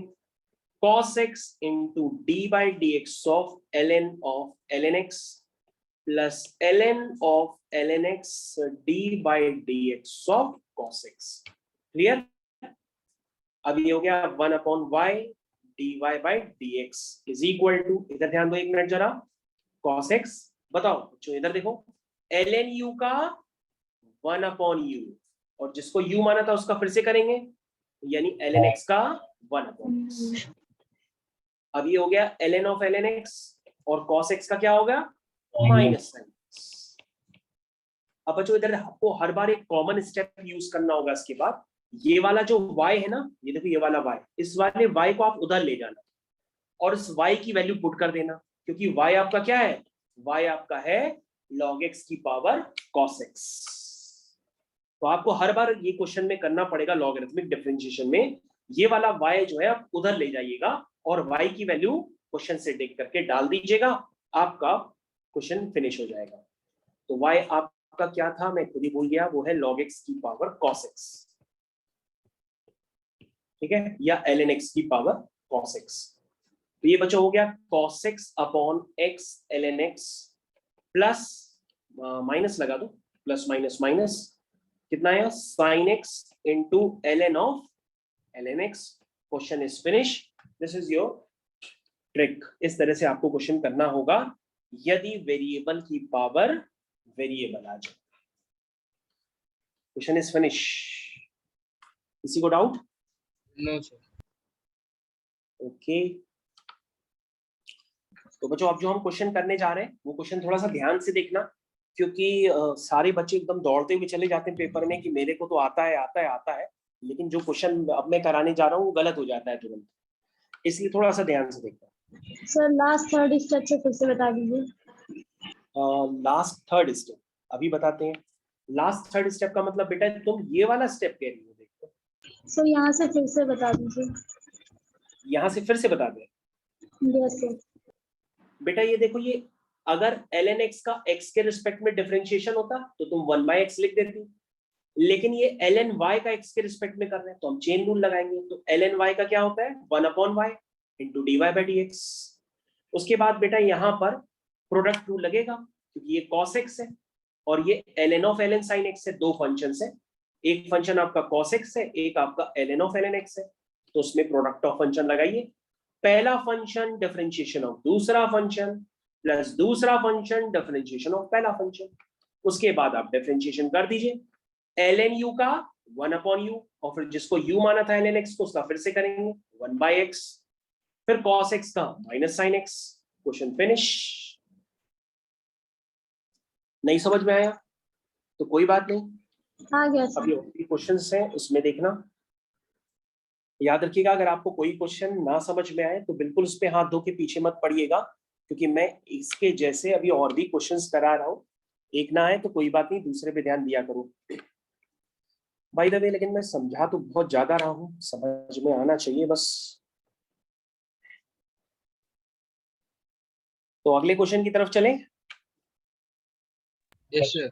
Yes sir. ओके, तो बच्चों अगला क्वेश्चन देखिए, जो आप बहुत खूबसूरती के साथ गलत करेंगे वो मैं आपको बताने जा रहा हूँ, उस पर थोड़ा सा ध्यान दीजिएगा। तो क्वेश्चन को मैं देने जा रहा हूँ, दिस इज क्वेश्चन नंबर 9। देखो, तो क्वेश्चन नंबर 9 को पहले मैं गलत करता हूँ और आप हमको बताइएगा कि गलत सर आप कैसे कर रहे हैं। अब पता नहीं गलत करूं सही करूं, आप पकड़िएगा क्या है। ये है बच्चों क्वेश्चन। अब आप कहोगे सर ये तो लॉगरिथमिक डिफरेंशिएशन है, क्योंकि आप ही ने सिखाया वेरिएबल की पावर। ओहो, वेरिएबल की पावर वेरिएबल और यहाँ भी वेरिएबल की पावर वेरिएबल, तो सर ये तो लॉगरिथमिक हुआ। तो इसमें सर ऐसा क्या होगा, दोनों तरफ लॉग ले लेते हैं सर। आइए सर दोनों तरफ लॉग ले लेते हैं। तो पहले हम लिखते हैं y is equal to x की power sin x plus sin x की पावर cos x। अब तुमने कहा सर चलो दोनों तरफ लॉग ले लेते हैं, तो आप लिखोगे ln y is equal to ln x की power sin x plus sin x की पावर cos x। ठीक, अब बेटा इसके बाद क्या करोगे हमको बताओगे तुम? इसके बाद बच्चे पता है जबरदस्ती का स्टेप्स लिखते हैं। जबरदस्ती के स्टेप क्या लिखते हैं, वो अपने मन में एक ऑटोमेटिक प्रॉपर्टी जनरेट कर लेते हैं। वो कहते हैं कि सर ये है a और ये है b, और सर आपने पढ़ाया है कि ln a प्लस b होता है ln a plus ln b। तो वो उसको ब्रेक कर जाते हैं, इसको ब्रेक कर देते हैं आप लोग कहते हैं ln a plus ln b, जबकि ऐसी कोई प्रॉपर्टी तो होती ही नहीं है कि ln a plus b is equal to ln a plus ln b। ये कोई प्रॉपर्टी नहीं होती। इसलिए जब आप इस स्टेप पे पहुंचते हैं तो बहुत बड़ी बड़ी मिस्टेक्स होती हैं, लोग अपने अपने हिसाब से एडजस्ट करते हैं क्वेश्चन और क्वेश्चन गलत हो जाता है। तो बच्चों ये क्वेश्चन यहीं से गलत होना चालू होता है, थोड़े से स्टेप सभी के जबरदस्ती होने लगते हैं और क्वेश्चन गलत होना यहाँ से स्टार्ट हो जाता है। ठीक है बच्चों, तो हम क्या करते हैं, इस स्टेप्स को मिस करते हैं, मतलब हटाते हैं ये गलत वाले स्टेप्स। अब आपको समझ में आना चाहिए लॉग की प्रॉपर्टी वहां पे आप लगा नहीं सकते हैं, तो इसलिए अब आप क्वेश्चन को समझने की कोशिश करिएगा कैसे करना है। सबसे पहले क्वेश्चन को करने के लिए बच्चों आपको उसको कुछ लेट करना पड़ेगा। इसको लेट कर लीजिए u और इसको लेट कर लीजिए v। ठीक है, समझ में आया? तो आपका क्वेश्चन बन जाएगा y is equal to u plus v। आपका क्वेश्चन क्या बन जाएगा, y is equal to u plus v, जहां पर u आपका क्या है, u है आपका x की पावर sin x और v क्या है आपका sin x की पावर cos x। ठीक है, अब आपको u और v से क्या लेना देना, आपको तो डिफरेंशिएशन चाहिए यानी कि dy by dx चाहिए। तो बच्चों आप क्या करो, इस इक्वेशन को y is equal to u plus v को डिफरेंशिएट कर दो, किसके रिस्पेक्ट में, x के रिस्पेक्ट में। तो ये dy by dx हो जाएगा du by dx plus dv by dx। तो कहोगे सर dy by dx तभी निकलेगा जब आप du by dx और dv by dx का सम करेंगे। ठीक है भाई, समझ में आया? तो अब आप कहोगे ठीक है सर, हम ऐसा करते हैं, कंसिडर करते हैं पहले किसको, u को। u क्या है, x की पावर sin x, और हम यहां से du by dx निकालते हैं। सर ये तो हो सकता है 100%, क्योंकि ये वेरिएबल की पावर वेरिएबल है, इसमें सर दोनों तरफ हम लॉग ले लेंगे, तो ये बन जाएगा ln u is equal to ln x की power sin x, ln x की पावर sin x। तो बच्चों पावर बाहर निकाल दे, कोई दिक्कत तो नहीं, पावर बाहर निकाल दें कोई दिक्कत तो नहीं है, क्योंकि लॉग की प्रॉपर्टी होती है ना ln x की पावर sin x होगा, तो sin x बाहर कर दिया मैंने। कोई दिक्कत है तो बताओ, मैंने पूरा स्टेप लिख दूं, नहीं तो बताओ भाई। नहीं कोई दिक्कत Clear है सर। कोई दिक्कत। ओके, तो बच्चों बस अब आप निकाल लो, डिफरेंशिएट करो। ln u का 1/u इंटू du by dx is equal to, ये तो प्रोडक्ट ऑफ फंक्शन हो गया। बच्चों अब मैं प्रोडक्ट ऑफ फंक्शन भी पूरा लिख के नहीं बताने वाला हूँ, एक ही स्टेप पे लिख रहा हूँ। चलो sin x का नहीं करते, ln x का 1/x, ln x का नहीं करते, sin x का cos x। तो बच्चों du by dx क्या आया, मैंने बताया था ये वाला जो u है उसको उधर शिफ्ट कर देना, शिफ्ट कर दो। u क्या है तुम्हारा, x की पावर sin x, ब्रैकेट में लिखो, आपका आ गया sin x upon x plus cos x into ln x, आ गया du by dx। Okay okay, कोई प्रॉब्लम? अब बच्चों कंसिडर करो v, v क्या है, sin x की पावर cos x, ये आपका v। ठीक है, इसमें भी क्या लोगे, दोनों तरफ ln लोगे। तो मैं एक स्टेप मिस कर रहा हूं, कोई प्रॉब्लम हो तो बताना। ln v is equal to ln sin x की पावर cos x, तो मैं पावर को नीचे उतार देता हूं और लिख देता हूं ln sin x। ठीक, स्टार्ट करें आगे। ln v का हो गया 1/v into dv by dx। चलो प्रोडक्ट ऑफ फंक्शन लगा दो बच्चों, इधर आओ, ये प्रोडक्ट ऑफ फंक्शन लगाए, डायरेक्ट लगाते हैं। चलो cos x का माइनस साइन x। अब ln sin x का करो ही नहीं, ठीक। अब cos x का ना करो, ln sin x का करो। तो ln sin x यानी ln u का 1/u और sin x का cos x। समझ में आ गया प्रोडक्ट रूल? प्रोडक्ट रूल समझ में आ गया। पहला function D by d x of दूसरा फंक्शन प्लस दूसरा function D by d x of पहला फंक्शन, ठीक है। Any problem? अब इस v को शिफ्ट करके उधर ले जाओ, v को शिफ्ट करके उधर हो जाओ, तो ये हो जाएगा dy by d x is equal to v times v आपका क्या है, वो है sin x की power cos x into bracket minus sin x ln sin x plus cos square x upon sin x। I think it is clear for everyone। सबको clear? Yes sir. तो बच्चों आपने du by dx निकाल लिया, ये है आपका du by dx और नीचे आपका dv by dx है, और आपको निकालना था dy by dx, और बेसिकली आपने देखा था कि जो dy by dx होगा वो basically is the sum of du by dx plus dv by dx। तो your final answer comes out to be this is dy by dx is equal to x की power sin x bracket sin x upon x plus cos x ln x। Okay, एक बच्चा कह रहा है कि मेरे को आर डी शर्मा का पीडीएफ भेज दीजिए। बेटा मेरे पास आर डी शर्मा का कोई भी पीडीएफ नहीं है, आप एक काम कर लो, आर डी शर्मा परचेज कर लो अगर आपको चाहिए तो, ठीक है। ओके, तो x की power sin x upon x plus cos x ln x plus sin x की पावर cos x, तो ये हो गया minus sin x ln sin x plus cos square x sin x। बच्चों क्वेश्चन फिनिश हो गया, मैंने पूरा क्वेश्चन आपका कर दिया है। इस तरह से आपको dy बाई dx निकालना होता है, यही आपका full and final. I think आप सभी लोगों को dy बाई dx सक्सेसफुली निकालना समझ में आ गया होगा, और किस स्टेप में प्रॉब्लम आप कर सकते थे वो भी स्टेप्स मैंने आपके साथ डिस्कस किए हैं, ठीक है। ओके, एक बार स्टार्टिंग से दिखा दीजिए। स्टार्टिंग से भी दिखाते हैं, बिल्कुल देख लो यार। ओके, आराध्या, आराध्या बेटा तुमको समझ में आ गया? Yes sir. Okay, Aryan Singh समझ में आ गया बेटा? Yes sir. देवांश आ गया? Yes sir. Okay, Divyani, Divyani आ गया तुमको समझ में? दिव्यानी क्लास में नहीं है, दिव्यानी क्लास में नहीं है, चलो ठीक है। तो बच्चों इसको आप नोट कर लीजिए आराम से, नो प्रॉब्लम।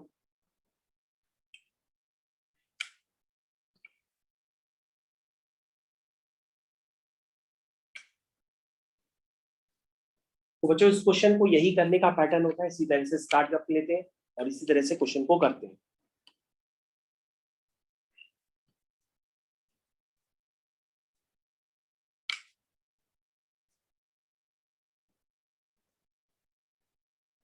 ठीक है, कर लिया? Yes sir. Yes sir. तो बारिश भी हो रही है अच्छी सी, मेरे यहाँ तो काफी तेज हो रही है बारिश वैसे तो। No no no no, RD is not compulsory. जितना मैं आपको करा रहा हूँ पहले आप उतना कर लो, वही बहुत बड़ी बात है। ये याद रखिए, अगर मैं कोई चीज करा देता हूँ तो उसका मतलब ये नहीं है कि वो आपको आ गई। आपको ये सारी चीजें दोबारा लगानी पड़ती है, आप दोबारा नहीं लगाओगे एनसीईआरटी कम से कम 2 बार तो आपको नहीं आएगी। चाहे आप अपनी वर्कबुक लगा लो चाहे एनसीईआरटी लगा लो, 2 बार लगाना पड़ता है एटलीस्ट, तभी आपके दिमाग में चीजें बैठेंगी। खूब सारे क्वेश्चंस करने से कुछ थोड़ा ना होता है, आप जितने कर रहे हो उतने दिमाग में बैठे भी तो क्वेश्चंस। ऐसा थोड़ी नहीं क्वेश्चंस ही क्वेश्चंस करते जाओ और आखिरी में कोई क्वेश्चन पता भी ना पड़े कि रिवाइज कैसे करना है। ना रिवाइज कर पाओगे ना तुम्हें याद भी आएगा कुछ। इसलिए जो आप कर रहे हैं वो भले आप कम करिए, लेकिन उसको दोबारा रिपीट भी करिए खुद से बिना देखे कि आप दोबारा खुद से कर पा रहे कि नहीं कर पा रहे। और अगर डाउट आ रहा है तो रिकॉर्डेड लेक्चर आपके पास होते ही हैं, आप मेरे से मांगते हो हम भी दे देते हैं, एडमिन में मांगते हो वहां से भी मिल जाते हैं। तो आप रिकॉर्डेड लेक्चर को पॉज करके 10-10 मिनट में देखो, उससे भी आ जाएगा।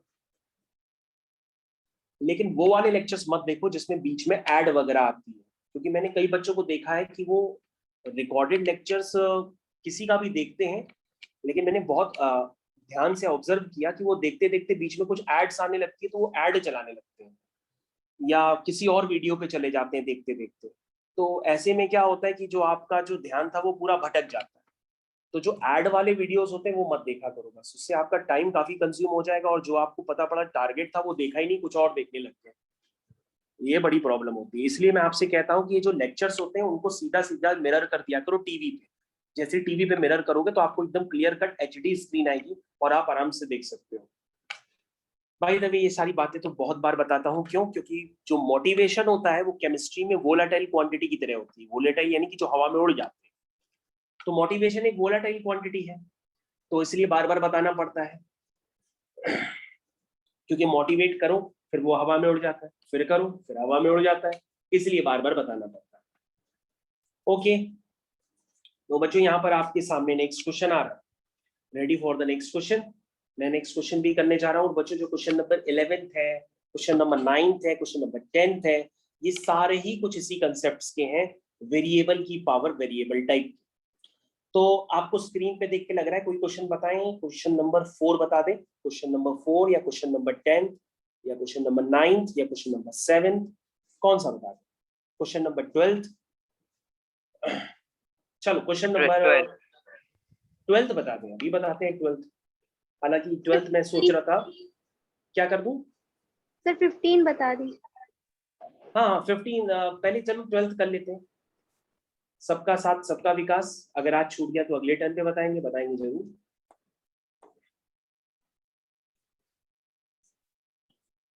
ये क्वेश्चन नंबर 12th ये आपके सामने। तो बच्चों अगर इस क्वेश्चन को आप करना चाहते हैं तो सबसे पहले आप ये मत सोचिएगा कि हम दोनों तरफ लॉग ले लें। अगर आप दोनों तरफ लॉग ले लोगे तो फिर क्वेश्चन गलत हो जाएगा, क्योंकि ln के अंदर आ जाएगा a प्लस बी, ln के अंदर आ जाएगा a प्लस बी, और उसकी तो कोई प्रॉपर्टी होती नहीं, आप ब्रेक कैसे करोगे? इसलिए बच्चों जो आपको कंसेप्ट सिखाया था उसी को फॉलो करना है। इसको आप मानोगे u, इसको आप मानोगे v, मतलब u आपका क्या हो गया? x की पावर y हो गया, v क्या हो गया? y की पावर x हो गया। तो आपकी इक्वेशन क्या बनी? u plus v is equal to 1 बन गई। अब इसको डिफरेंशिएट करो तो ये आ जाएगा du by dx plus plus dv by dx is equal to 1 का डिफरेंशिएशन क्या होता है? 1 का डिफरेंशिएशन 0 होता है। तो बच्चों ये जो इक्वेशन बन के आई है, जब ये आप यहाँ पर सारी वैल्यूज पुट करोगे तो यहाँ से ऑटोमेटिक आपका dy बाई dx निकल करके आ जाएगा। बाकी मैंने आपको स्टेप समझाए हैं, उसको धीरे धीरे कॉपी में करिए, हमारे साथ बने रहिए। कंसिडर, कैसे कंसिडर करेंगे? हम कंसिडर करेंगे u is equal to x की पावर y। ये देखो कंसिडर कर दिया, ठीक है। तो बच्चों का पेशेंस लूज हो रहा है, कह रहे हैं सर आप एक्स्ट्रा क्वेश्चन करा रहे हैं, टाइम हो गया है, बस एक कर लो। तो क्या करना है, इसमें दोनों तरफ लॉग लेते हैं, तो ये हो जाएगा ln u is equal to ln x की पावर y। छोटा सा है, ln u का हो गया 1 अपॉन u। ओके यार मैंने स्टेप्स बढ़ा दिए तो एक स्टेप और लिखना पड़ेगा। पावर को बाहर कर दो, y ln x स्टार्ट कर दो। ln u का 1 upon u into du by dx is equal to y ln x का करेंगे तो 1 अपॉन x। अब ln x का नहीं करेंगे, y का करेंगे तो dy बाई dx आ गया ना, यानी कि du बाई dx हो गया u टाइम्स u क्या है आपका x की power y, this is y upon x plus dy by dx into ln x आ गया आपका du बाई dx। उसी तरीके से v क्या है, अब आप फिर से लिखिए कंसिडर, ऐसे लिखना पड़ता है कंसिडर। अब क्या कंसिडर करोगे? v is equal to y की पावर x, ठीक है, v is equal to y की पावर x, ठीक है। चलो ln v is equal to, direct step ले लेते हैं, x ln y, पावर बाहर कर दी, स्टार्ट करिए। ln v का 1 upon v into dv by dx, यहाँ प्रोडक्ट रूल लगा दो जरा, x ln y का 1 upon y into dy by dx, ठीक। अब ln y का नहीं करेंगे, x का करेंगे तो 1 हो जाएगा, तो आपका dv बाई dx फाइनली निकल करके आ गया, this is v times, v आपका क्या है, वो है y की पावर x, v क्या है, y की power x, x upon y dy by dx plus ln y, ये बच्चों आपका आ गया क्या, dv by dx। Now you have to find, आपको कहाँ वैल्यू पुट करनी है, इक्वेशन नंबर 1 में। इक्वेशन नंबर 1 सबसे देखो टॉप पे, du by dx और dv by dx का सम 0 कर दो, करो। ये देखो बच्चों, ये du by dx है, ये dv by dx है, इन दोनों 1 और 2 को ऐड करके इनका सम 0 कर दो।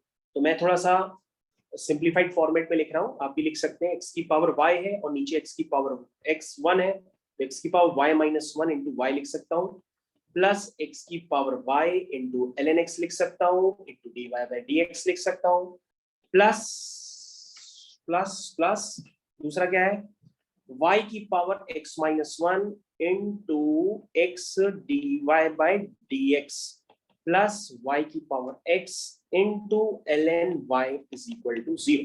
ठीक है, समझ में आ गया। तो बच्चों यहां से आपको dy बाई dx निकालना है। dy बाई dx हो गया x की power y into ln x, ठीक है। और यहाँ क्या बचा, ये बचा, क्या बचा, x टाइम्स y की power x minus 1, x times y की पावर x माइनस 1। बाकी सारे टर्म बच्चों उधर कर दो, तो ये हो गया माइनस टाइम्स y की power x ln y plus x की power y minus 1 into y। ठीक, क्लियर है। आप खुद से भी लिख सकते हो, ये सब तो मैथमेटिक्स की कैलकुलेटिव स्टेप्स है, कोई भी लिख सकता है। dy by dx is equal to, finally आपका आंसर आ गया, माइनस y की power x ln y plus x की पावर y माइनस 1 y। ठीक है, इसको मैं दोबारा लिख देता हूँ, just wait. Whole divided by x की power y ln x plus x y की power x minus 1। This is your final answer, this is your final answer. इसको मैं दोबारा मार्क करने की कोशिश करता हूँ। ये बच्चों आपका फाइनल आंसर हो गया, ठीक है। अब आप देख सकते हैं इसका पूरा सॉल्यूशन।